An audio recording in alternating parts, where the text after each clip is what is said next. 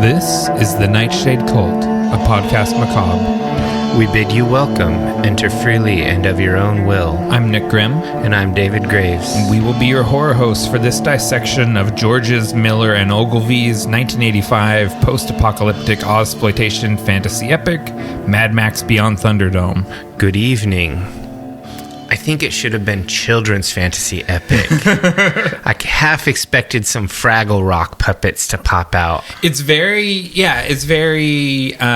Return of the Jedi. Mm-hmm. Hook, which comes later, but clearly takes some inspiration away from this. The Lost Boys. Yeah. Neverland. It's a bit more Lord of the Flies than it is Lost Boys, but it is, it's much more family oriented than the other films in this franchise. It's a much more commercial feeling movie. Oh yeah, it's way more like this is Mad Max for everyone. Yeah, it's the only one that's not rated R. I think it's a PG or PG-13.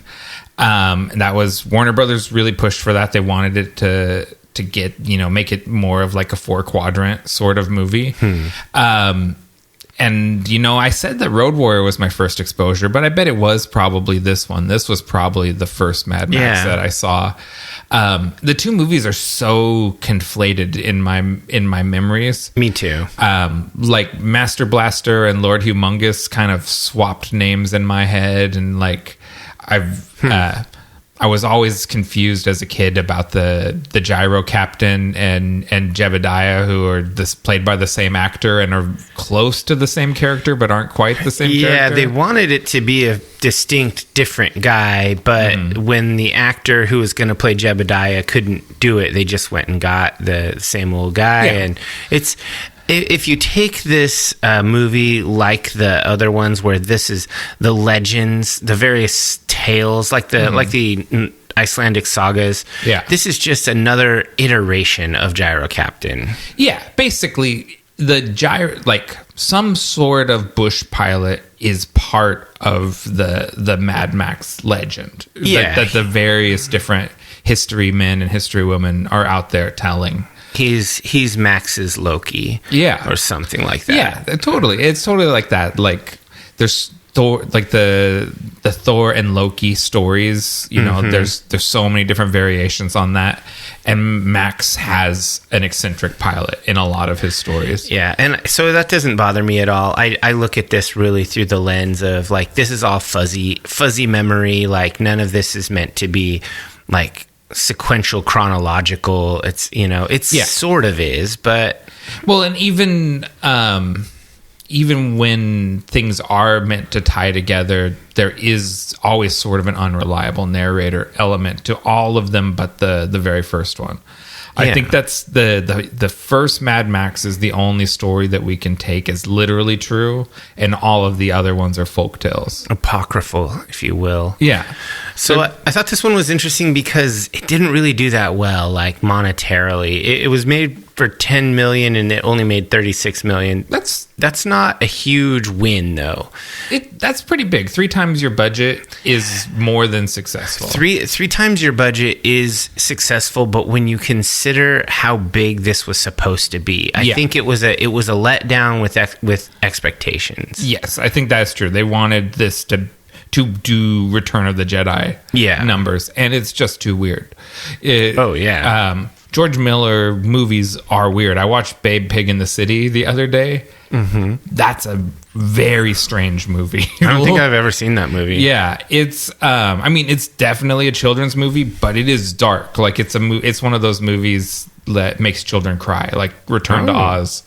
And it was like he's just a weird guy that's very into mythology and folk tales and spinning yarns, and he's got his own skewed view on things that I like. I really, the conventional wisdom is this is the bad Mad Max movie, but I really enjoyed it. Like I was like, it hit a lot of nostalgia buttons for me. Yeah, this one does not have the tone of any of the other Mad Max movies. Like it feels like Road Warrior, and then you skip this one, and then you go to like Furiosa or you go to Fury Road. Yeah. They're tonally similar. Yeah.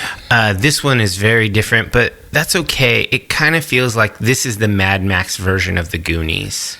A little bit, because something big happened between Road Warrior and this movie, and that is that Byron Kennedy passed away in a helicopter accident. Oh. And he and Miller were very close creative partners. Mad Max was their baby together. And that's why George Ogilvie was brought in to co-direct it with him, because Miller was emotionally in a pretty rough place when they were making this movie. And it's a much more sentimental movie and less nihilistic movie than the earlier ones, I think, because of the emotional impact of what Miller had just gone through. Interesting. I did not know that, but it makes a lot of sense when you think about it. This movie, it's so different. I can definitely see that Miller was in a different headspace. Yeah, he said this was about Max beginning to regain his humanity, whereas he had been on this reverse hero's journey. He starts his hero's journey essentially in this movie and starts going the other direction. All right. Well, I think we should get into this dissection. Sounds good.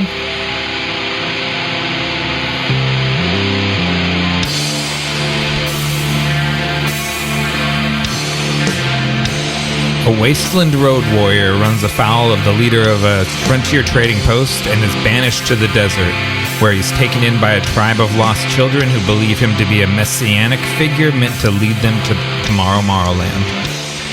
It couldn't really get weirder than this. Yeah. This one has the least amount of vehicle wasteland shenanigans. It really just has kind of one big chase at the end. At the end, yeah. There's only one car moment. Even when we first are introduced, Max is riding. He's turned his Interceptor into a camel-drawn wagon. Well, it's not even the Interceptor anymore. It's like kind of a big buggy. It has like big truck tires and stuff, like wide sand dune tires. Is it a Ford Falcon still? And he's just outfitted it? Yeah, I should have looked into that. It looks like some sort of truck chassis. Yeah. And his dog morphed into a monkey. I think the monkey's name is like Sally Mae, and she hated Mel Gibson from the start. Wow. They did not get along. Why didn't they get a different monkey? I don't know. I think Miller does everything on hard mode, and they got their monkey. They also had a camel named Rodney that literally everyone on the crew hated. He was a demon camel, and they had to fight him at every turn. One of the production assistants was saying, he's like, I never believed that I could hate an animal, but I hated Rodney the camel. And so, camels are a big pain in the ass. But Miller's a huge fan of Lawrence of Arabia. Yeah. And he's homaged it in all three of these movies. And this one, he goes for broke with the Lawrence of Arabia, shot homages. He's wearing the turban and everything. Yeah. And fair play, I think his sort of Bedouin robes with the leather jacket is a very strong look. It looks pretty cool. The way the wind kind of picks up the cloth and blows it and everything, he looks very cool when we meet him with his epic mullet, Gray at the Temples mullet, and yeah, it's a strong intro for Max. Yeah, this one is really interesting because he gets robbed and he follows the tracks of his car and he makes it to Bartertown. Yeah. And he has to get his way into Bartertown, and he has a showdown at the front door with the agents of Auntie. Yeah, the collector. And it's a fun little scene. It really reminds me of Tatooine.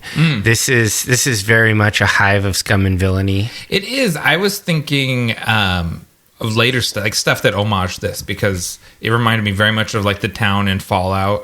Oh yeah, it seemed very similar. Or The Force Awakens, where Rey goes to sell her scavenged goods. Yeah. She goes to meet an alien version of the collector. Yeah, she goes to Bartertown pretty much. I mean, so I could see the long shadow this movie cast, but yeah, Star Wars does beat it to the punch a little bit. Yeah, so this one is really like kind of on a storytelling note. This highly diverges from the previous two films, and where this is no longer really like a high octane action flick, to quote Roger Ebert. Yeah. But this really focuses on character development, and it has some kind of crazy, whimsical tonal moments where the characters are, it's almost like they're out of the Mad Max franchise. They're no longer there. Yeah, you mean like when he goes to crack in the earth and where the kids are. Yes, it feels very out of sync with the world, and I think that is on purpose. Like those kids, they don't know anything of the wasteland. Well, and even the end when they're settled in the city, in the ruins of the city, and they're lighting candles or whatever, torches, and telling the apocryphal tales of Max or whatever, and they have all these babies and stuff, and it's just like, all right, not a one of you is over 18. Who's making these babies? Just other babies. Yeah. Well, and I mean, Pig Killer and Master are both a bit older. No, that's true. I don't really want to. I don't want to think about that. I don't want to think about that. I think we're meant to think Savannah's fairly old. Yeah, like she's a teen. She seems like she might be 18. Yeah, I mean, by the time she's the history woman telling the story to the newborns. Yeah, and she has her baby on her lap. That's pretty clearly her kid. Yeah, yeah. What do you think about bombed out Sydney? I feel like it's a downgrade from where they're coming from. I feel like they have a little oasis that is probably better than any sort of wasteland settlement that they could go to. I think, a little bit of a little bit of not so much, because there's no way that little tiny gulch could feed all those people. There's just not enough food. They have a lot of skulls in there. They have a lot of pig skulls, a lot of dog skulls. Yeah, but where's all this game? Like, where is it coming from? Yeah, and unless there's just an innumerable, uncountable amount of fish in that pond, I doubt it. Yeah, I doubt it. They'd fish it out. Yeah. They can't stay there forever. It just doesn't make sense. Yeah. It doesn't produce enough calories to sustain that many kids when they get big. Mm-hmm. Fair point. Yeah. So listen, George Miller tapped a buddy, George Ogilvie, to co-direct this with him. He didn't feel like George Miller, by his own admission, is not great at talking to actors. He's not good at, he's got a great visual imagination and has a clear idea of what he wants, but he's not great at communicating it to people. And so he tapped Ogilvie to do that. The Wikipedia page says that Miller directed the action sequences and Ogilvie directed the people. I've watched 2 behind-the-scenes documentaries, and that clearly is not the division of labor. Miller's involved in everything. Yeah. But if you told me that George Ogilvie directed the kids and George Miller let him do that, I would absolutely believe it, because any scene where it's just kids, he's the one doing all the directing. Yeah, I could believe that too. And having watched a lot of interviews with George Miller, he seems very eccentric. I'm not gonna say like he sort of seems like he might be on the spectrum, but that's kind of a reach. He just seems like he doesn't relate to a lot of people. Yeah, and you don't have to be neurodivergent to be a weirdo. Yeah. I mean, but it helps. It does help. Look at us. But yeah, he just is, I believe that he made the right call having a helper there. Yeah.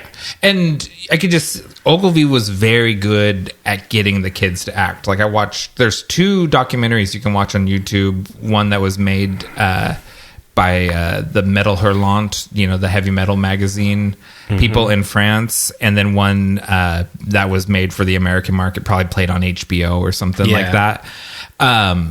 And you can see a lot of them directing, and Ogilvie is really good with the kids, although the kids clearly love both of them. Like there's this whole thing where probably probably near the rap or something like that, where they're singing this song to the Georges that they wrote for them, and George Miller's kind of wiping away a little tear watching the kids sing, and it's very sweet.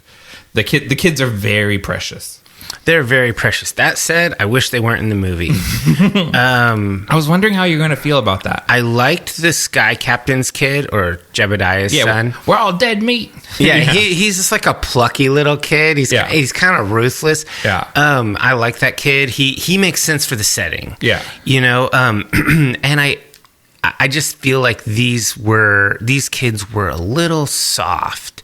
They weren't very hunter-gatherer. They didn't seem like they were survivalists. They were pretty weak. I don't know. Like Savannah throws a spear pretty well, but just the general, like the lead actors, the lead girl and the lead boy, they're fairly convincing. The couple of the teens, the rest of them just seem like there's no way you'd survive. You guys are silly. I think we're meant to believe like the 2 or 3 teenagers are providing for all the little ones. Yeah.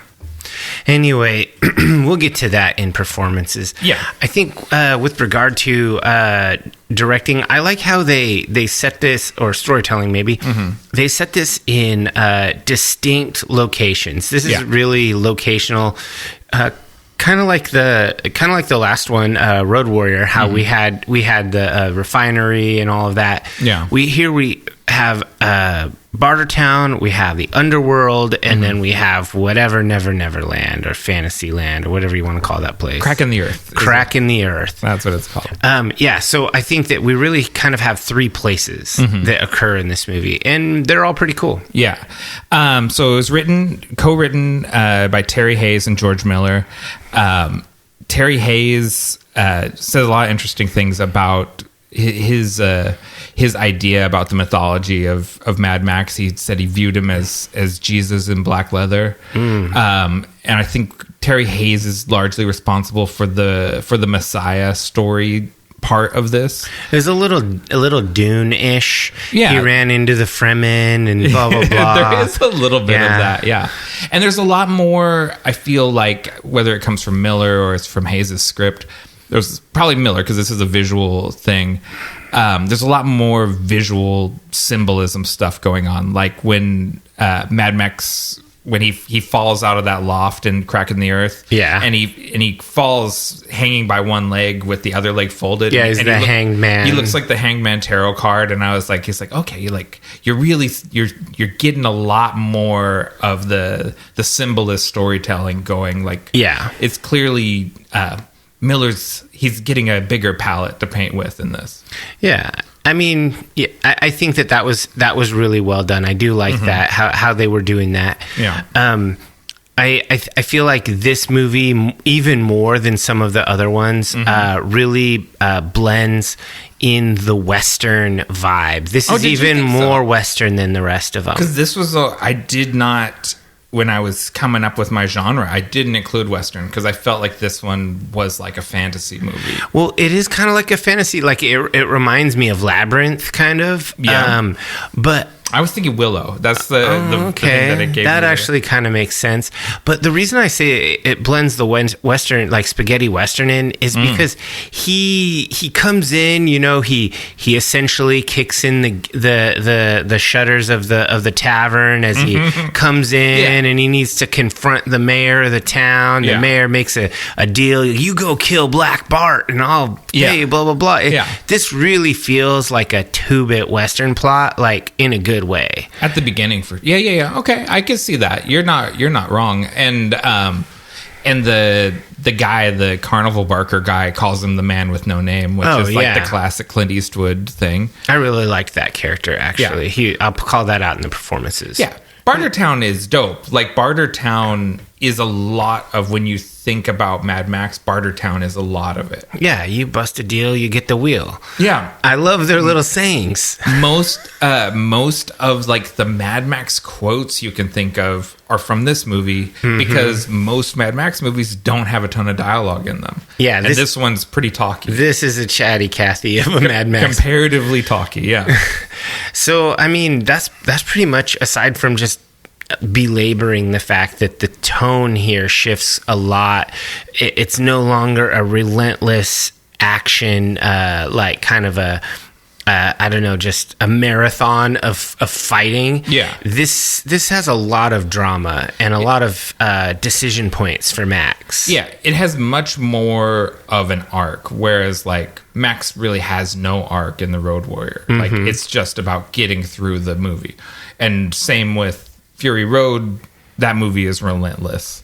Yeah. This has a much more traditional kind of structure, although the lull in the middle is not necessarily traditional. Yeah, Act Two was a little slow and a little off-site. It was a little... It took a detour, before we got back to the wasteland. This is like listening to like a Black Sabbath song. This is like Planet Caravan, where they go off and they do like a jazz medley, and then they come back to the riffs. Yeah, there's a jam, and then a few hard tracks at the end. This is Paranoid. The movie is structured like Black Sabbath's 5-star album, Paranoid. It is a 5-star album. But will Nick give this a 5-star? You guys should predict now in the comments, and then you can go back and edit your comment or just comment on your comment like, oh, I was wrong or I was right. I'm notoriously stingy with the 5 stars. That's true, yeah. So... in visuals, back again. Dean Simler is back as the cinematographer.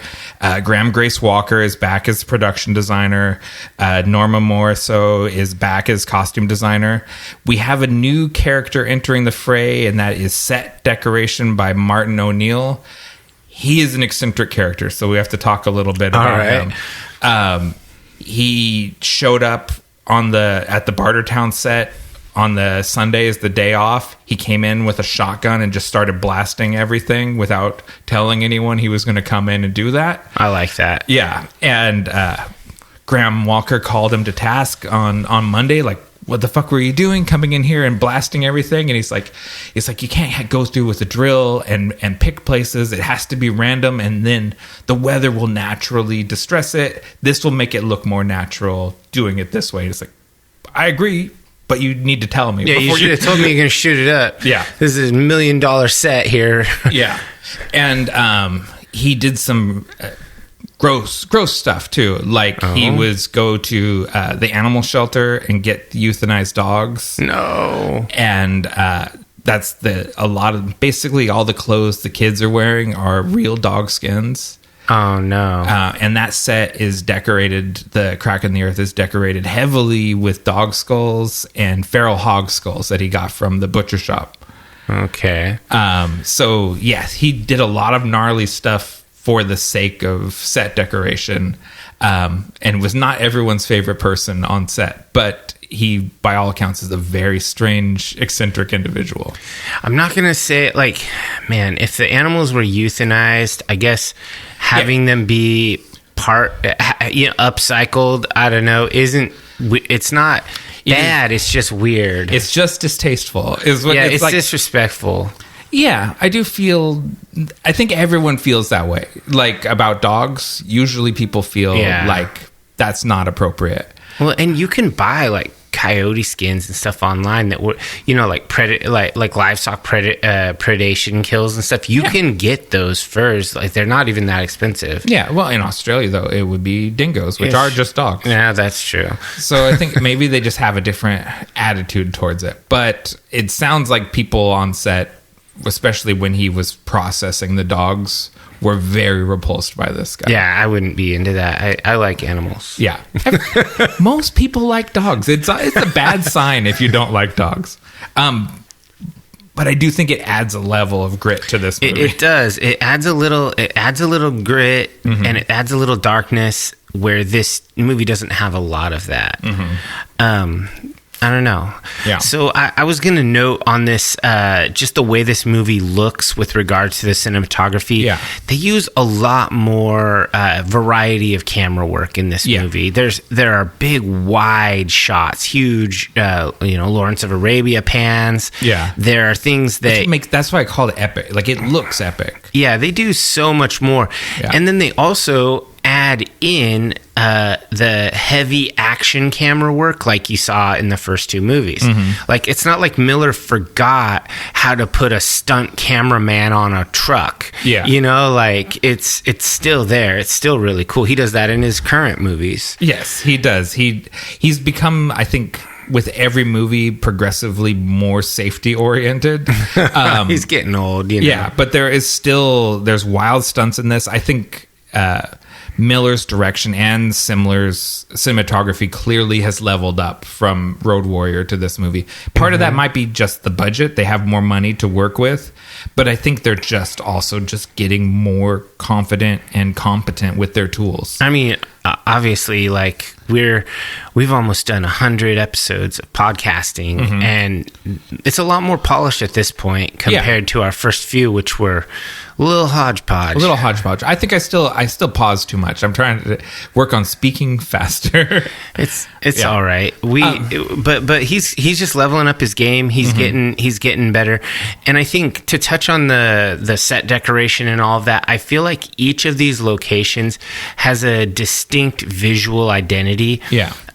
Crack in the Earth looks like nowhere else. Bartertown looks like nowhere else. I love how it's a Bartertown is this mix of these kind of broken down industrial elements along with like they splash a lot of vibrant color into the palette. It's not a drab movie. Yeah, so that part of Miller's design philosophy is that he feels like when people do post-apocalyptic and things like that, the tendency is to make everything look like a junkyard, and he feels that people just instinctually want to create beauty in things. They want to decorate.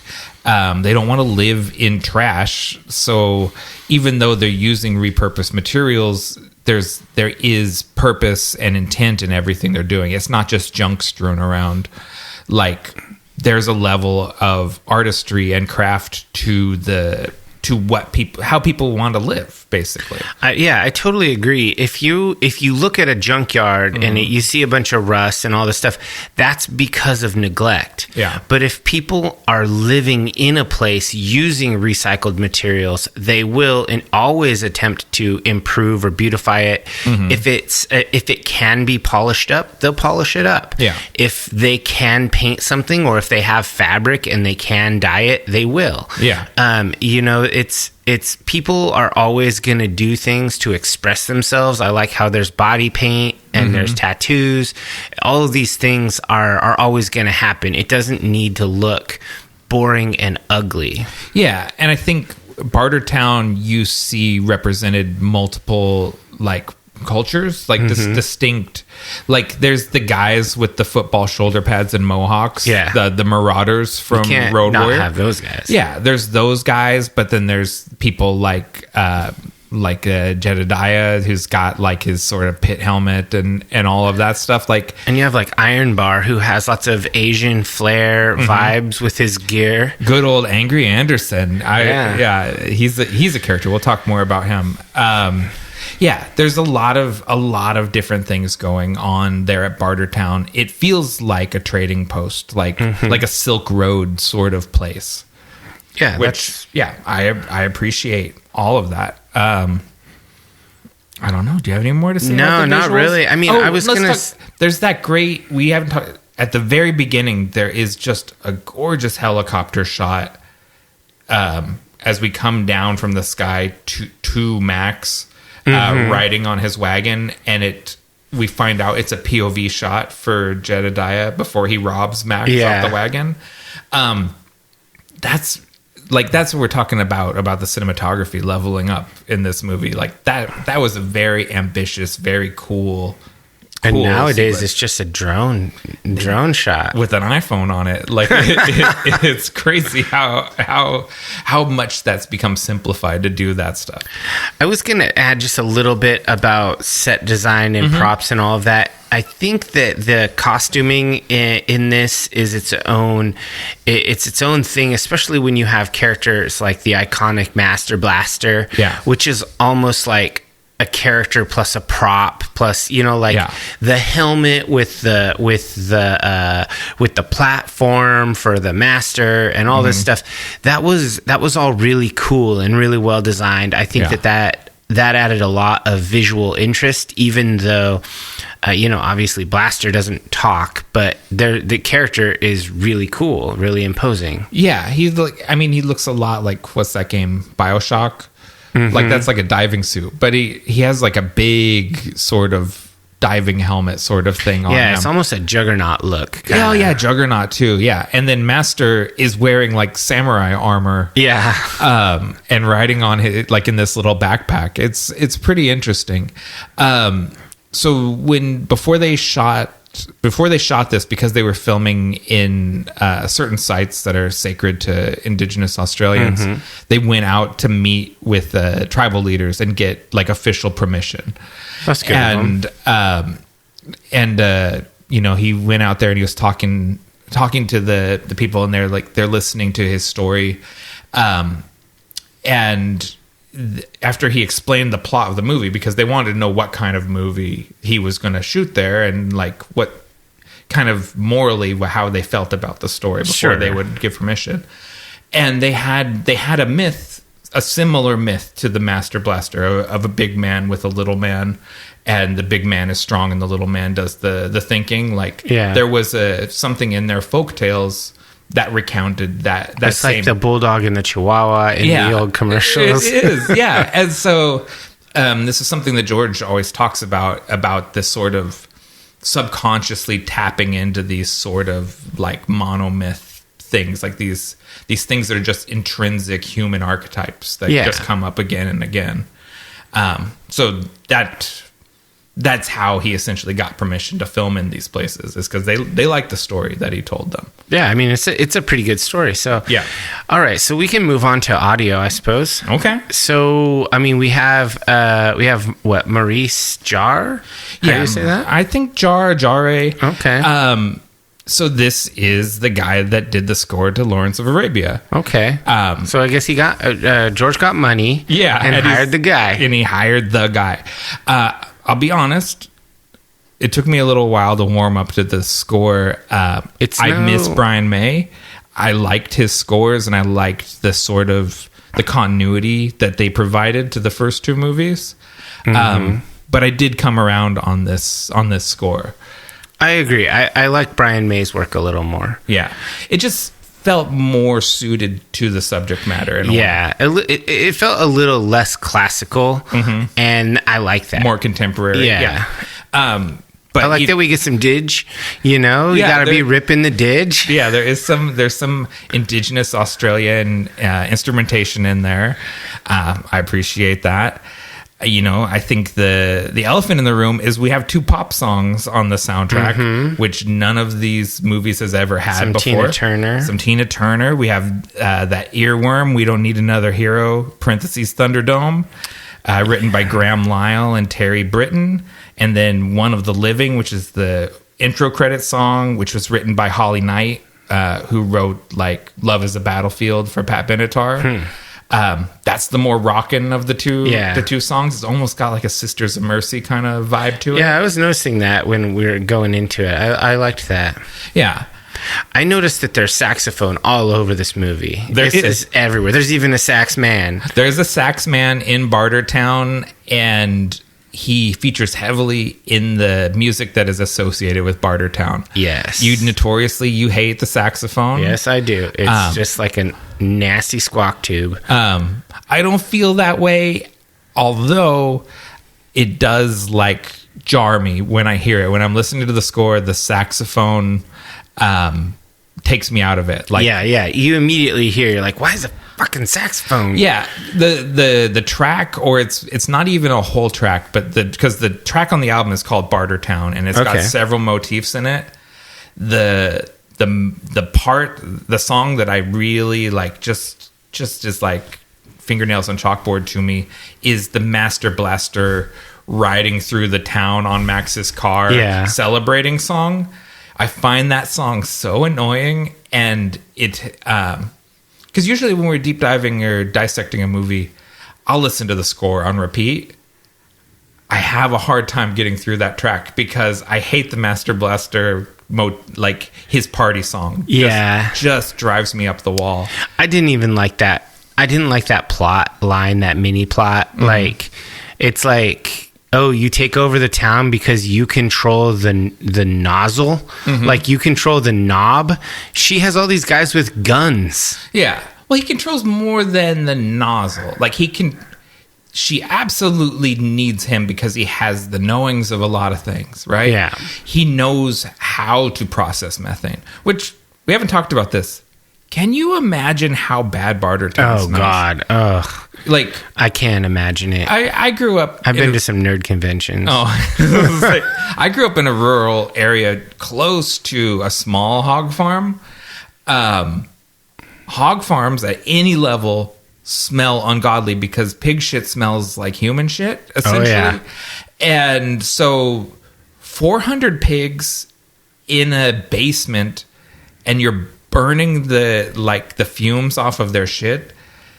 Bartertown, you would smell Bartertown from miles and miles away. Like, it would stink so bad. I mean, she lives in the sky because she's trying to get away from it. Maybe there's a breeze up there. Yeah. Yeah, I mean, that's got to be it. Like, why she has her sky tower is like, I get up here and I don't have to smell the noxious shit so much. Yeah, that place would be so nasty. And maybe you get nose blind to it, but Bartertown just must stink, and the underworld would be like intolerable. You would just be completely numb to it. You would, at a certain point, you just wouldn't even smell anymore. Oh, jeez, it's gnarly. It's so gnarly.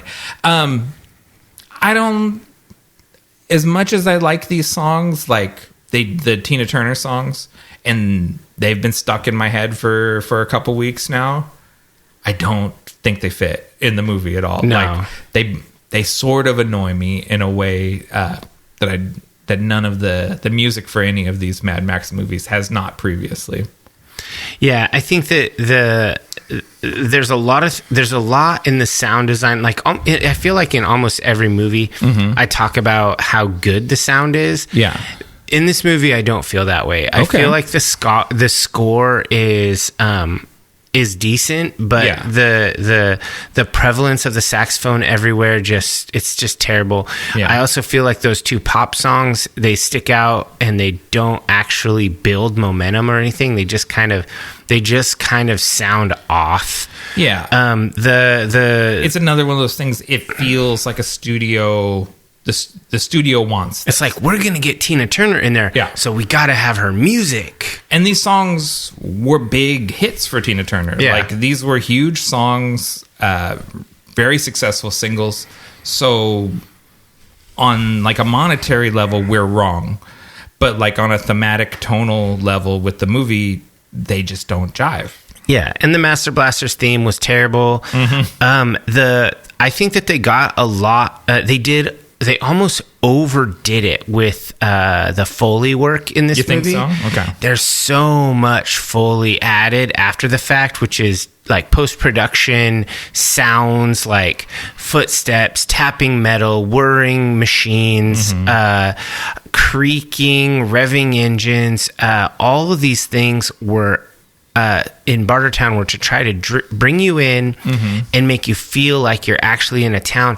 But I just don't think it was mixed very well. It doesn't sound right. Okay, because this is Bruce Slamshed again, so this is the same sound designer for Road Warrior. I think they just tried to go too far. Yeah, it's overdone. Or is it that it's fighting with the music, maybe, or something like that? Or it's more exaggerated. Yeah, I think this movie is just generally everything about it is exaggerated from a Mad Max movie. Yeah. And including the Foley, including the music, including the dialogue, and the way they mixed the vocal parts in here is they're all very clear. Yeah. Even in places that are noisy. Everything's extremely clear. Now, that's probably a good thing, but it just stuck out to me. It's like, Pig Killer can be heard extremely well. In a subterranean pig farm, yeah. There aren't even pig squeals going on while these guys are chatting. That's interesting. Yeah, I don't know what the cause of that is, but I don't necessarily disagree with you on that. Okay. It's just an interesting choice they made. Do you want to move into the casting? Let's do Performances. So we got to talk about Mel Gibson, of course, Max Rokitansky. Yeah. He's on the rise at this point. Like, this is still pre-Lethal Weapon, but he's becoming a movie star at this point. He's had a couple other successful non-Mad Max movies, and his name is big on the poster now. Like, he's become a big deal internationally. And he's got his William Wallace hair at the beginning of it. Yeah. He looks like Braveheart. I just thought it was interesting. It's a different performance than the other movies. It's a much more heroic sort of performance and a much more sort of movie star feeling performance. For sure. The sort of drama school kid of the first Mad Max movie is long gone. Yeah, he's a lot more action star, action hero, and he's still constantly bedraggled. That's just his vibe. That is, I mean, even in the Lethal Weapon movies, that's kind of his vibe. Is he's a scruffian. I have to say, because there's this scene he punches Savannah and knocks her out when he's trying to get her to not leave, and it did make me recall the domestic violence allegations against him. I was like, ooh, this is violence against women. This is a bad look, Mel Gibson. You can kind of. He was up on a big pedestal for me as a little kid, and sometimes it's hard to reconcile what we think of Mel Gibson now with what I thought of him as like a 8-year-old or whatever. Sometimes your heroes turn out to be douchebags. Yeah, and it's when he punched that girl, I was like, oh, I'm reminded of things about Mel Gibson I'd rather not think about. Yeah. There's a lot of 80s heroes. Like there was no internet back then. You find out in retrospect how much they sucked. It's true. That's people acted very, very badly. I think people act badly now. Yeah, it's just look at Puff Daddy. ooh. Let's not get into Diddy. Yeah, let's not. No, not into this. Cultists, if you don't know about that, go just Google 50 Cent and Diddy. Yeah, let's wait till there's official charges and then we can talk about it. I didn't know where else to put this, but Grant Page is back as stunt coordinator. Okay. He's got less to do, but I think there's still some wild stunts. The Thunderdome itself, the Thunderdome is really cool. That's a fun scene. That's largely really Mel Gibson in that. I can believe it. And Tina Turner insisted on doing her own driving, so they put their actors out and doing stunts. And the Bartertown car gang, like Auntie's rides are all badass. Do you like the cars? See that? I like Auntie's cars. Yeah, because they're very much more dune buggy-ish and less like muscle cars that have been refitted. Well, they're set out in the desert, so they need trucky type rigs. They don't have blacktop. Yeah, and so it just made sense to me. Like if they were trying to drive, some old muscle car or some classic roadster that's all Mad Maxed up, it just wouldn't make sense. It would just get buried in a dune. Yeah. But with those big, huge tires, it just makes sense. Interesting. I like that.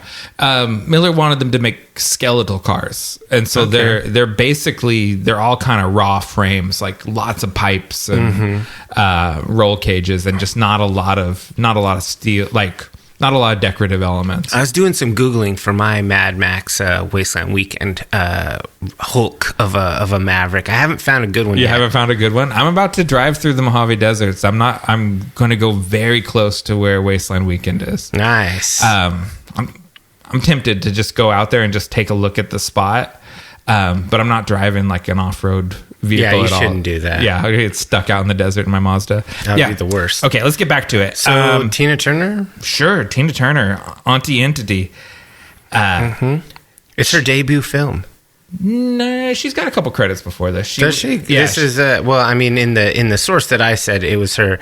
It was a film debut. I guess maybe it said in a starring role. Yeah, it's because she is featuring Tina Turner or something like that. Like she has a above the line credit on this. She's in a couple music themed movies before this. She's in Sgt. Pepper's Lonely Hearts Club Band, and I'm blanking on the other one, but they were both like rock opera type movies. This is her first like actual film. Yeah, I mean, she's obviously not a professional actor, but I think she acquits herself admirably. Yeah, she's kind of playing like a ruthless power monger version of herself, sort of. Yeah. And I think that of all of the Wasteland warlords we have met, she's sort of the best one. She's the most believable. And she's the most, like, benign. You know what I mean? Like, everything about Bartertown, even the Thunderdome, where people have, like... Just a little bit of justice. Yeah, it's a way for people to settle disputes. Like, you request Thunderdome, right? When you have a dispute with someone else. Yeah. So they're all ways she's doing her part to bring a little order to the world, and she's less of a tyrant than, say, an Immortan Joe or a Lord Humongous or something like that. I think, of all the Wasteland overlords, you could do worse than Auntie Entity. She's okay. Maybe Toe Cutter's the worst of them. Yeah. He's just like a horrible, he's evil, just, maniacal, crazy man. He's just a maniac. And and society hasn't even fully collapsed. He's arguably just a criminal and not a warlord. Yeah. So yeah, I like the performance. It's quite a look. She shaved her head to wear that wig, which that's a lot of commitment. Yeah. She's out there in the sun wearing like a ringmail dress, and you were the one who told me like people wear surcoats over their mail because the mail gets hot in the sun. Yeah. She got burned really bad out there wearing that outfit out in the sun, and basically like didn't complain until the end of the day, till they took her out of it, and she's covered in little red rings. Yeah, I learned a couple years ago about wearing metal armor out in the sun because I built a new set of Lamellar, and oh man, it was so brutal. Now I'm bringing different armor out to the big war in July. So yeah, you got to wear a surcoat. And so Tina Turner, she's a hero. Yeah, she's a trooper. And she did her own driving. She didn't know how to drive a stick, so they had to put an automatic transmission with a fake stick into her rig. Yeah, but she went out there and drove it in the desert. Yeah. And she was absolutely committed to this. And then she doesn't do like another movie role until Last Action Hero. And that's kind of just a cameo. She plays like the mayor of the town in that movie, and it's just sort of a walk-on, say your line, and then Schwarzenegger bops off to whatever else he's doing. I think she did a good job. Yeah, I do. I think she did a good job. She's definitely iconic. They definitely started drawing Storm in the X-Men with her hair like that. Yeah. Like it was, it made an impression on people, and she's interesting. Like at the end, she chooses not to kill Max, which I found that to be a really interesting ending. She leaves him there in the desert, and kind of gives him due respect because there's nothing to be gained from killing him, right? Like, yeah. I was asking Lisa, I was like, why doesn't she kill him? And she said she doesn't have the stomach for violence. She doesn't like violence. Everything she does is about avoiding violence. Yeah, even the first time, he gets exiled. Yeah, and she wants Blaster eliminated, but she doesn't have one of her guys do it. You know what I mean? Like, where ultimately she does, but she wants to avoid violence and sort of promote civilization. So I think she's a complicated, interesting character. Yeah. So who do you got next? Bruce Spence as Jedediah. Yeah. And his flying jalopy. It's always baffled me. Like as a kid, I was just so bamboozled by him and the gyro captain. I can accept it now that they're two different people, as I kind of understand how the Mad Max folklore works better.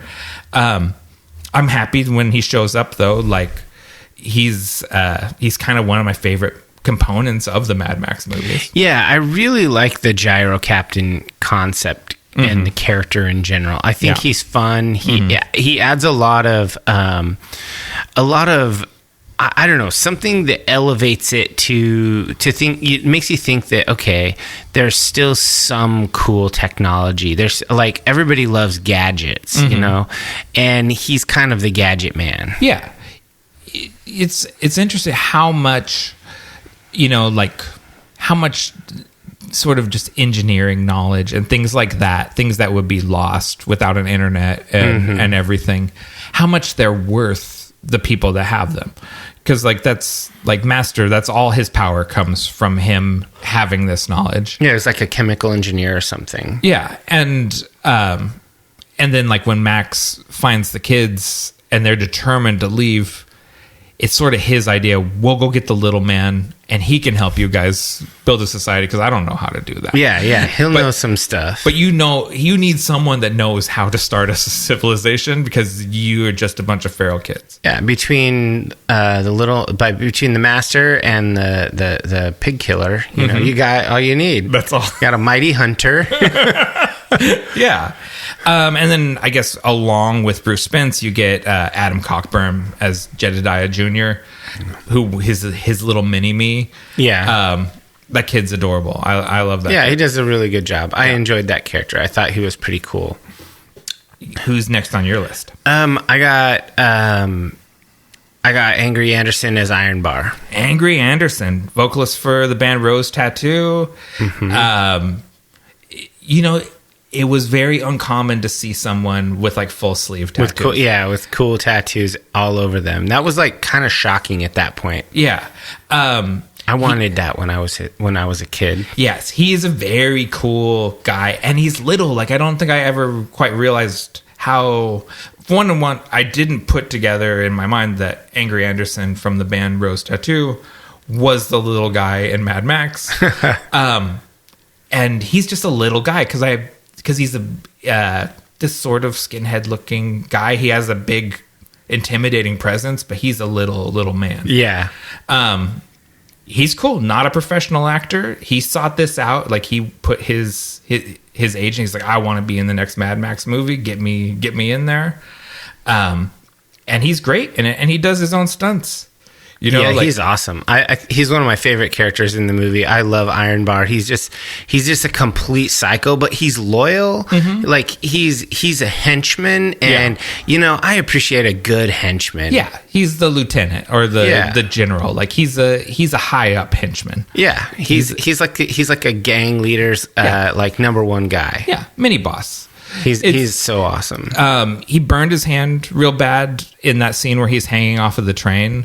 Okay. Because out in the desert, it's hard to make steam come out of a train, so they were using dry ice. And it broke loose in the pipe and came out and burned the shit out of his hand, and it swelled up like a baseball mitt, is what they said. Oof. And I just thought, it's crazy. You're hanging the singer from a rock band out on a train, and it's like, these people aren't stunt people, like, but everyone is up for it because it's a Mad Max movie. Yeah. And check out Rose Tattoo. If you like AC/DC, Rose Tattoo is in that same genre, that sort of Australian hard butt rock, hard blues, Aussie bother rock thing. Yeah. Okay. So, I mean, there are a few other people like Edwin Hodgman, Dr. Dealgood. Yeah. He's really cool. He's a good character actor there. Yeah. Frank Thring is the collector. We talked about him. Interesting guy. You know, he's in a lot of old movies, a lot of like biblical epics. He's like the bad slave master or whatever. You know what I mean? Like, he plays that sort of role in a lot of movies. Angelo Rosito as the master, and then Paul Larson as a blaster. Yeah, iconic. Yeah, really great. These two are really interesting. That it's such a good reveal. First of all, that Blaster is he has Down syndrome. He's got intellectual disability, and Max won't kill him. Like, I think it's like you're starting to see Max's morality. Like, yeah, it's like, man, this guy's not a bad dude. He's just doing what he's told. Yeah, he's like, this is not the sort of I'm not gonna smash his head with a hammer. Like, this is not.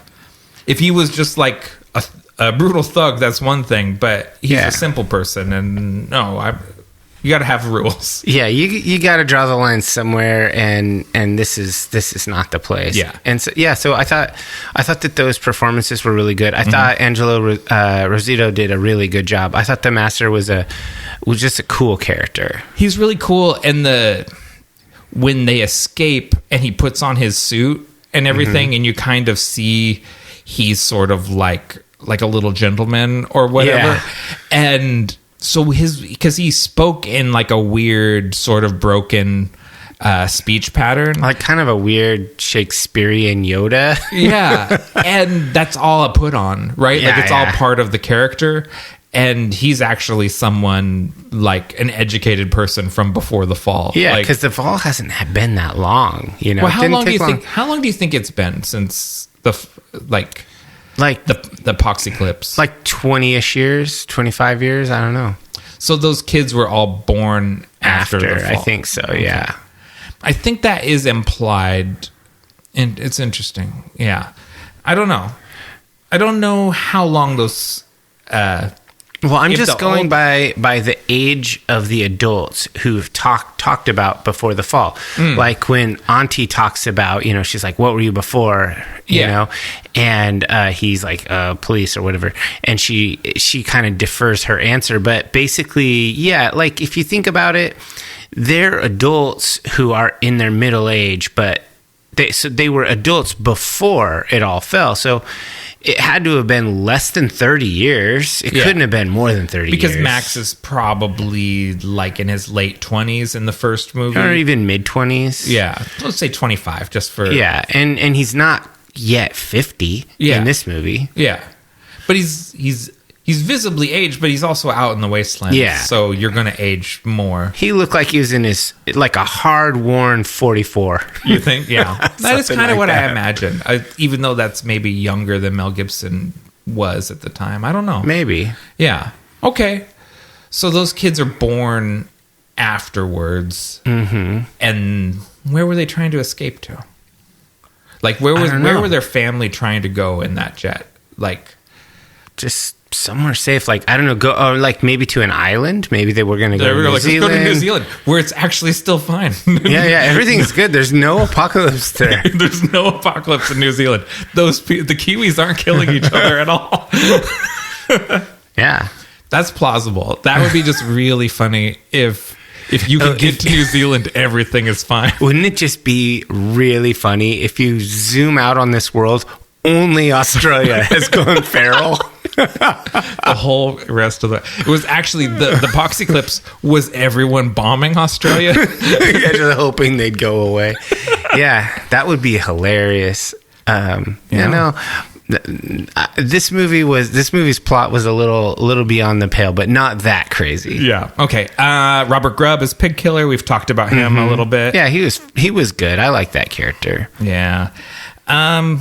I've got a bunch of like the Bartertown people, but and a bunch of kids and stuff. You know, there's a few of these kids we have to talk about, like Helen Buddy as Savannah Nix, who's one of the two sort of leaders of the kids. Yeah, one of the ones with names. Yeah, they all have names, but one of the ones with words, dialogue. I love her. She's great. She's good. I don't have any complaints at all. Yeah. I don't think the performance was phenomenal, but I also had no complaints about it. I think the writing was actually the thing I had the problem with. Okay. Interesting. Yeah. She's one of the things that's always sort of like her telling the tale is one of like the things I always remember about the movie. She's like reminds me of the Childlike Empress. How she's the storyteller in the Childlike Empress is the storyteller, and she's the young girl character that you can kind of relate to as like a smart person. Yeah. So it's like kind of an analog in the Neverending Story. Yeah, that's true. And she is not content in their little world. She wants something more, and she's obviously a leader, and she's capable. She's pretty scrappy. Yeah, and she doesn't do what Max says, because the boy just basically gets on Max's team. Like the teen boy is like, a man I can emulate, and just sort of like lines up with like, what should I do, boss? And she's got her own ideas. I mean, I said it before, but I appreciate a good henchman. Yeah, so he's a born henchman. Yes. Let's see. Who else are interesting kids out there? I mean, I think the monkey was interesting. We talked about the monkey. Yeah, I don't know. I don't really have any other casting that I feel was especially amazing. The one that I guess that I just glossed over that stood out to me was Dr. Dealgood, the ringmaster that was like in the Thunderdome, who was talking about, like he was just like a circus ringmaster. I just love that character. And he had his little like showgirl like assistants. Yeah, that's Edwin Hodgman. And I thought that was a really fun ad. Like that guy, you would see him at some sort of freak carnival or something. I found the kid that I want to talk about. Rod Zwenick as Screwloose. Is he the kid with all the technology on him? He's the kid with like the corpse paint that doesn't talk, and he steals a car. And I like that kid. Yeah, he's always like watching this movie on TV as a little kid. He's a proto war boy. Yeah, he's the kid that always stood out to me as like, oh, that's a cool, weird kid. He has a drawing of himself up in his bunk. Yeah. Like he's a weird, arty kid that doesn't talk, but is competent. Like he figures out how to drive a car. And then he was riding shiny and chrome. He went into Valhalla. He goes somewhere bad. He goes to Sydney instead of Valhalla. True. Maybe Sydney is Valhalla. Yeah. Yeah. That's the kid that we said was the minion, the one that wanted to stay or follow Max, is Tom Jennings as Slake Mathirst is the name of the kid. Slake Mathirst. Slake Mathirst. Yeah, leader of the Earth tribe and the last big kid to die in that ravine, essentially, probably because he doesn't leave. Yeah. So what do we got? We're to the wrap up. What's your personal highlight? Had to be the Thunderdome fight. Oh, it's good. I mean, Max versus the Blaster. I love the whole gimmick of the whistle. I love the chainsaws. I love the giant hammer. Yeah. There's a naginata and like a Chinese halberd spear in there. It's such a cool fight. Like I really, really liked that fight as a kid. I like it now. And I knew that this was a scene for me as opposed to the final train chase. Because I had forgotten there was a train in this movie. Yeah. So that's how I knew. It's a truck and a train. Yeah. It's everything. And so I knew that it had to be the Master Blaster fight or the Blaster Max fight. And that was just my favorite scene. How about you? There are two scenes that have always stuck with me. That is one of them. Especially like the reveal that he's a guy with developmental disabilities, and and then it's just how everyone reacts to it and everything. Yeah. So that has always stuck with me. And the other one is the tell at Crack in the Earth. So I like Savannah's story of the Poxyclips as she explains the myth of how their plane fled away from the high scrapers and was taken down by the gang called Turbulence, and Mr. Dead has taken away so many of their group. See, I hated all that baby talk bullshit. It's not baby talk, it's future talk. That's how we're all going to talk after the Poxyclips, David. That's how everyone talks. No, absolutely not. I just was like, man, we got a bunch of baby talking little idiots living in a ravine here. Survivors. I think what you're talking about is real survivors. So they may be surviving, but Bartertown is thriving. I bet it smells a lot better at Crack in the Earth. I think they're better bathed. But there's no Thunderdome. There is no Thunderdome. Arguably, that's better too. I mean, we don't know how they settle disputes. There's a lot of skulls there. Yeah, that's true. They could be cannibals. And all the adults fucked off and left them alone. Yeah, you got to wonder where they all went. All the parents went out to find help. Captain Walker, co-pilot, who didn't even have a name. He was just called co-pilot. That has always stuck with me, like the Poxyclips, all of their jargon and everything. So I'm going to go Savannah's telling the tell as my highlight. All right. Well, I'll give a solid thumbs down on that one. I knew you would. I didn't know. I was very curious if you were going to be, if nostalgia would win and you'd be pro kid, or if curmudgeon old Dave was going to watch this movie. I don't know. The thing is I approached this with an open heart and an open mind. Yeah. I never liked baby talk. Okay. That's fair. Yeah, that's fair. What worked for you? I think the set design for Bartertown was really huge. That was amazing. I thought the underworld was cool as well. I really liked the cars. Like, I loved the skeletal design. I liked the big bad desert trucks. Like, I just thought that was really cool. And it was unique from Road Warrior. So we have an evolution. In the first movie, we just had some souped up muscle cars and some Kawasaki motorcycles. Yeah, with fairings on them. Yeah, and then the next one we had crazy buggies and hot rods and stuff like that, and now this one we have these bigger, badder desert trucks, and they're just, I mean, it's cool how they have an individually distinct vibe. And I really liked Bartertown, when Bartertown mobilizes and we've got Auntie out there with all of her cool stuff. I will say on the negative side of that, because I had hoped Max would have a cooler personal car. He doesn't really have a personal car in this movie.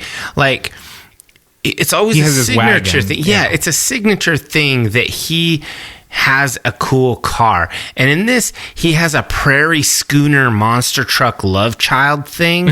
And I'm like, that's not very cool. It doesn't even have gasoline. Well, it does, though, because Master Blaster is driving it around.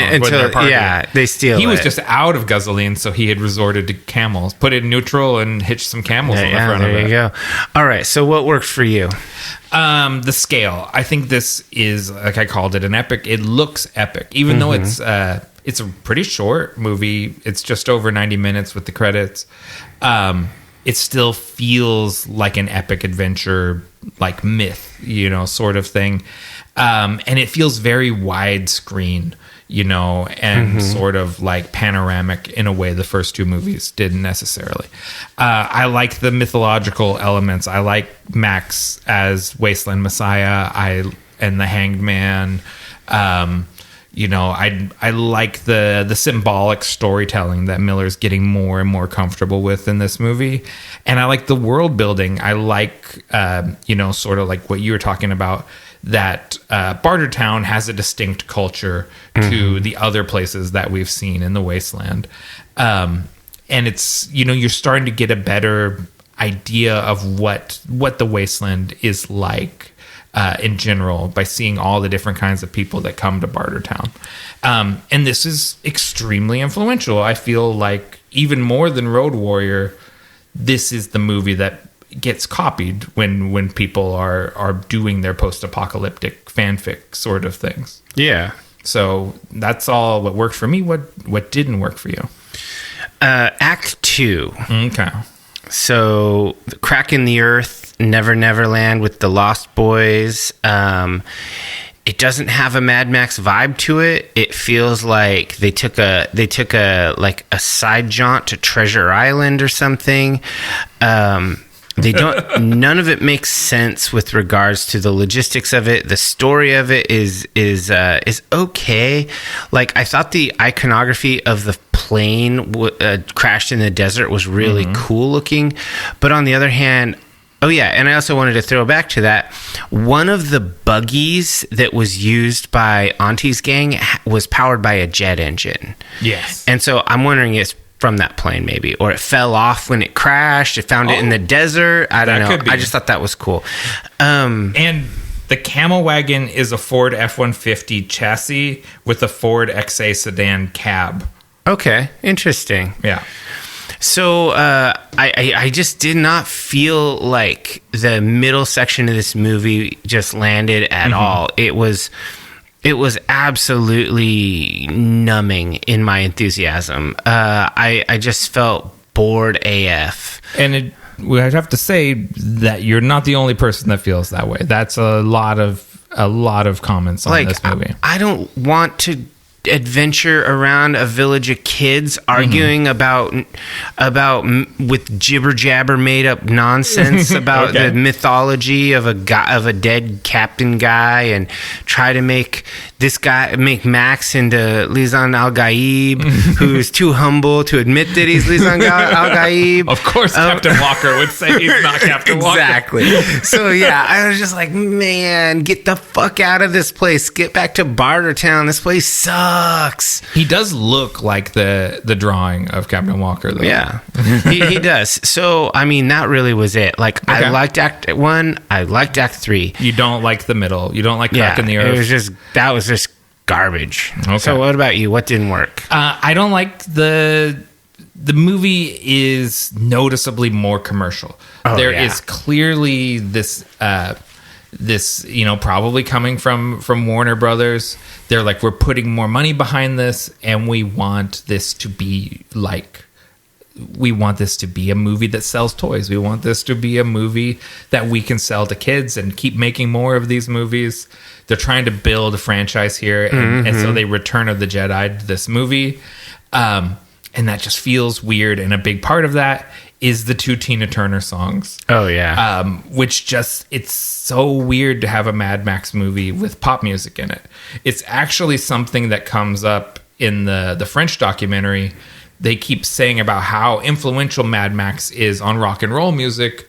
Why isn't there rock and roll music in the Mad Max movies? And George Miller says, like, flat out, I don't think it belongs in a Mad Max movie. I don't want to put rock music in these movies. And then we have the Doofwagon in later on. That makes sense within the world. Like, that's true. That's not like the Doofwagon is not blasting Kill 'Em All or something while he's driving out there. He's playing his own kind of metal riffs. Yeah, so it doesn't suit the world. I guess I feel about the music the way you feel about the kids. And then this is something where we're out of step with. I don't like these cars as much as I like the classic Mad Max cars. I do like those classic cars. Which is like, they're like big muscle cars with the engines that stick up through the hood. Like, that's what I want to see. With a car on a car. Yeah. The Giga Horse. That's Morton Joe's car. Yeah, I love that shit. And these dune buggies are cool. The one with the cowhide on it is pretty cool. I like the cow buggy. And I like how the guy that drives the dune buggy with the cowhide has a matching cowhide outfit. Like, that's his jam. He's got a whole thing. Like, he's got an aesthetic. And I like that one. But in general, I don't like the dune buggies as much as I like the muscle cars. And then finally, it does sort of...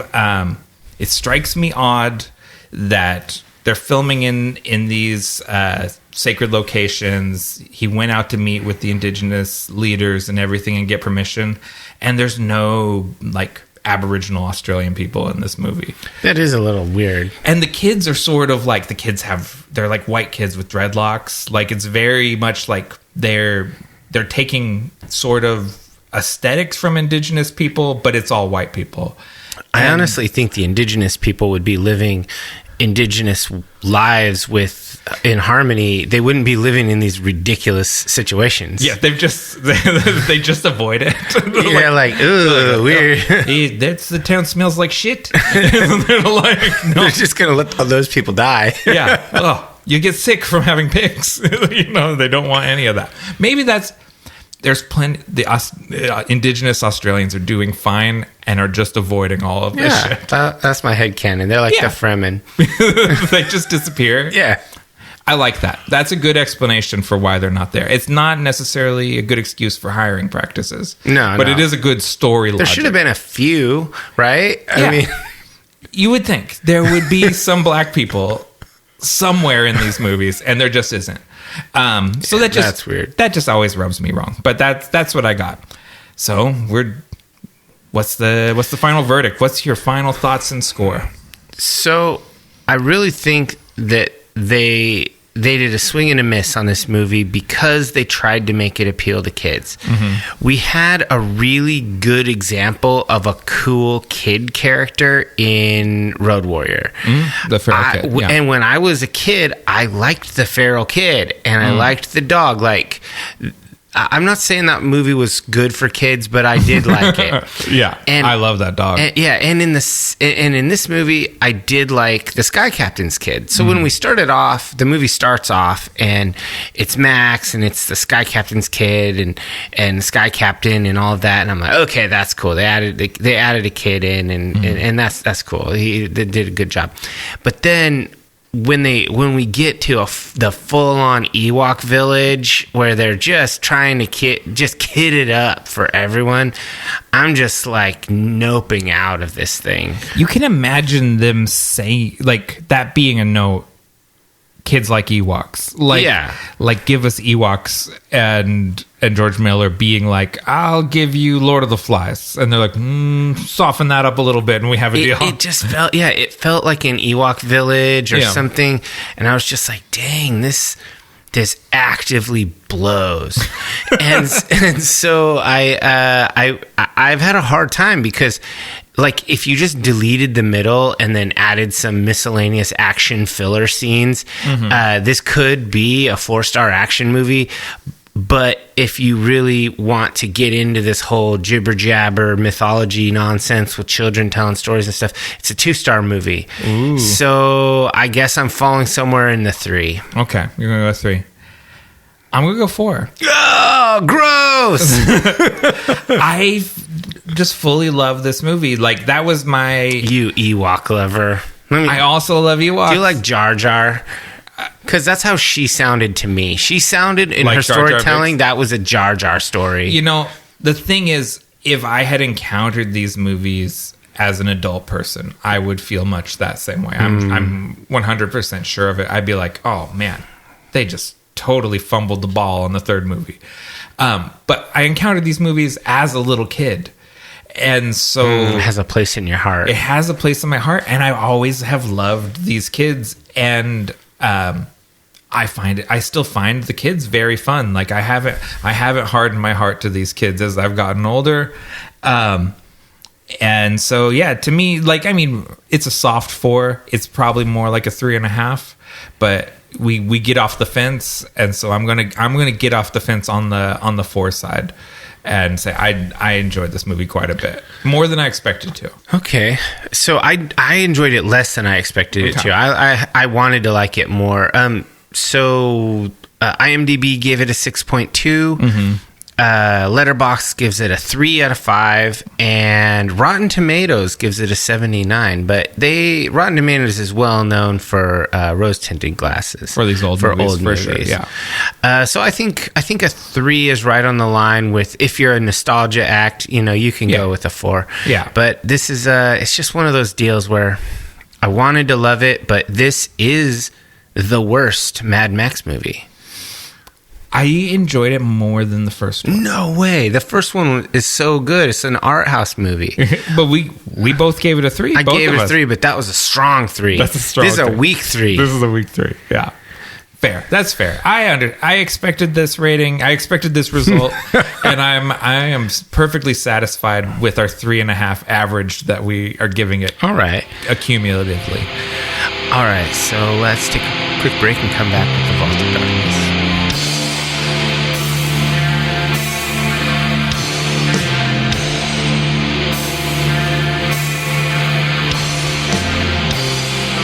Before we delve into the Vault of Darkness, we ask that all initiates of the cult follow us on your favorite social media platforms at Nightshade Cult.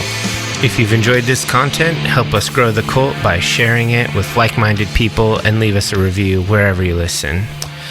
Do you have any dark tidings for us? I do not. I just had one, and it's going to be 2 weeks old by the time this drops, and that's just that Godzilla Minus One is on Netflix now and also available to buy digitally.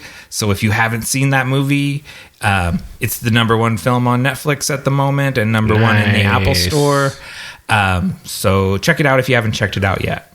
Well, I gotta just an ever so tiny one for, because it's 80s themed and nerd themed. Okay. I'm on record for being a Dimension 20 stan for a Dropout TV, which is formerly College Humor, and Brendan Lee Mulligan running these live play games, which are edited for consumption as full episodes. They're really good on Dropout. Anyway, they're starting a new series just after this episode drops. I think it starts the 26th of June. It's called Never Stop Exploding. It's a live play RPG, but it is themed in a gonzo 80s action movie homebrew thing. And it is, they put out a trailer on YouTube, so just look up Dimension 20 Never Stop Exploding and watch it. And it's 3 minutes, and it's utterly insane, and you will want to watch it, I guarantee. I'm a big fan of the whole thing, and now I'm just absolutely like blown away because my favorite TV show of all time, Alone, is coming out with a new season 2 days before this drops, and my favorite live play series is coming out with a really fun new series. Oh, so you're eating well with new streamable content. Heck yeah. And I think I might be just a weirdo. Those are my favorite things. I won't say that's not weird, but it's fine. Like, it is what it is. You like what you like, you know? Exactly. All right. So what are you pulling out of the vault today? All right. Well, judging by box office, maybe people don't know this, but there is a new Mad Max Saga movie out. It's called Furiosa. I'm waiting for it to see at my house. Yeah, I think a lot of people are. I'll even pay for it at home. Yeah. And at this pace, I think you probably only have another week or two to wait. But I want to recommend Furiosa, Mad Max Saga. I'll just get this out of the way. Fury Road is an incomparable film. It's a perfect 5 out of 5. Possibly the best action movie of all time. Oh man, even better than Terminator 2, which is one of the greatest movies of all time. Yeah, it is in the conversation. Okay. I'm not, you know what I mean? Well, I mean, I love Fury Road. Yeah. It's amazing. So, all that said, there's no reason for prequels to exist, right? Like, sure. The movie Fury Road is perfect on its own. It doesn't need a prequel. But we got a prequel. George Miller made a prequel, and it's amazing. And it's definitely worth going to see because anytime George Miller makes anything, I think it's worth going to go see. So without a full dissection episode on it, because that could happen someday, like when he puts out another one and we do another trilogy and do like the Fury, when he does, because he does have one more movie kind of in development, and when that comes out, we'll do the second trilogy. Just off the cuff, how many stars is this movie, Furiosa? I gave it 4.5 on Letterboxd. Okay. And if Fury Road didn't exist, I probably would have given it a 5. Okay. And it's like, it's a 4.5 because it doesn't live up to Fury Road, but I also just don't think anything can. Like, I just think that movie stands on its own so well. Do you put that in the same pantheon as Blade Runner? Yeah, I do. Because for me, Blade Runner is the perfect movie. Yeah. I do absolutely think Fury Road belongs. I need to go watch it again because I did love that movie, and I do think it's a 5-star movie, but I don't know if it's the best. Yeah, I mean, there's not a. It's you just don't want to compare anything to it. You know, like that's the thing. It's so and prequels are just always a hard sell. Yeah, because if this story was important, you probably would have told it first. So I keep interrupting you. Yeah. What makes Furiosa awesome? The visuals. It's it was originally conceived as an anime, right? I like anime. And so it is a much more exaggerated, like heightened version of the sort of the visual aesthetic of Fury Road. It's a more cartoonish version of that. It's more of it's an epic, right? It's an odyssey. It's like she has this journey from where she's stolen from the green place of many mothers and winds up as the the driver of the war rig for the Citadel, and it's her whole life from being like a 9-year-old girl to where it goes right into the beginning of Fury Road. Nice. So it's like the whole how Furiosa becomes Furiosa, and you just get more world building stuff for the wasteland. We go to Gastown, we go to the Bullet Farm, meet all these different characters. Chris Hemsworth gives just a totally gonzo Ozploitation warlord performance. Like Dementis is amazing. Like he's just an amazing wasteland warrior, biker gang leader character, and he's totally like, it's unhinged Chris Hemsworth. This is not... I watched an interview with him, and they asked him about what's the difference between playing a villain and playing like Thor. And he said the difference is when you play a hero, there's a lot of expectations on you. But when you play a villain, you can just go nuts. And so that's what he did. He said he went nuts on purpose. Yeah. Dementis is in the same vein as Toe Cutter, maybe. Okay. It's interesting because Hemsworth wears this like a false nose, and it's sort of like the same thing, like with like clowns and mask work and things like that. The false nose lets him go outside of his comfort zone in a way. You know what I mean? Like, yeah. Because you've never really seen him. Actually, Hemsworth has done some interesting villain stuff in some of those Netflix movies too. But anyways, Hemsworth is incredible in it. Anya Taylor-Joy is incredible in it. It's just a great Mad Max movie, and I think it's just unfortunate. It's impossible to not be comparing it to Fury Road.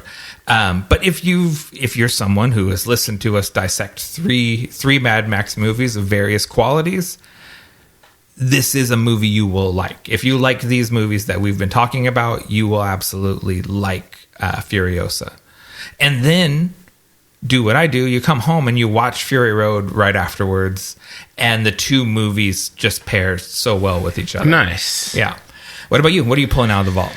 All right, so I read a book recently. I actually listened to it on Audible, and I felt compelled to tell the Cultists about it because I am a well-known lover of vampires. That's true. And this is the best vampire book I've read in a very long time. And I like to read vampire books. I'm a sucker for it. Yeah. And so this is called Empire of the Vampire. It was published in 2021, and it's by Australian author Jay Kristoff. This isn't some small, obscure novel. This was like a New York Times bestseller. It's got sold tons and tons of copies. So this is not super obscure. This is kind of a well-known thing, but even well-known in the world of fantasy horror literature is still unknown in society. Yeah.